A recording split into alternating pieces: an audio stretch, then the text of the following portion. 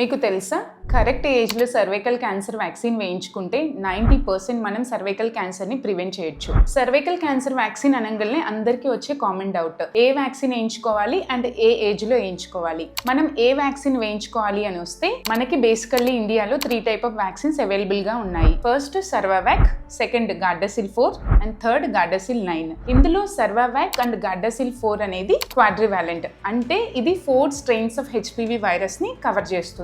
అలా కాకుండా గార్డాసిల్ 9 ఇది నానోవాలెంట్ వ్యాక్సిన్, ఇది 9 స్ట్రెయిన్స్ ఆఫ్ హెచ్పివి వైరస్ ని కవర్ చేస్తుంది.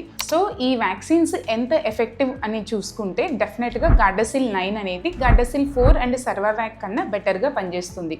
కాకపోతే డెఫినెట్ గా గార్డాసిల్ 9 అనేది కొంచెం కాస్ట్లీ. సో మీ సోషియో ఎకనామిక్ స్టేటస్ ని బట్టి మీరు ఈ 3 వ్యాక్సిన్స్ లో ఏ వ్యాక్సిన్ అయినా మీరు మీ డాక్టర్ తో డిస్కస్ చేసి వేసుకోవచ్చు.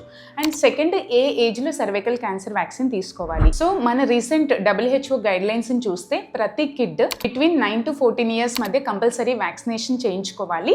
ఈ ఏజ్లో అయితే మనకి 2 డోసెస్ సరిపోతుంది at a gap of 6 months. అలా కాకుండా ఏజ్ 15 ఇయర్స్ దాటితే మాత్రము 3 డోసెస్ చేయించుకోవాల్సిన అవసరం ఉంటుంది. యూజువల్గా ఫస్ట్ డోస్ ఈరోజు చేయించుకుంటే సెకండ్ డోస్ ఒక 1-2 months తర్వాత and third dose 6 months after first dose తర్వాత చేయించుకోవాల్సిన అవసరం ఉంటుంది.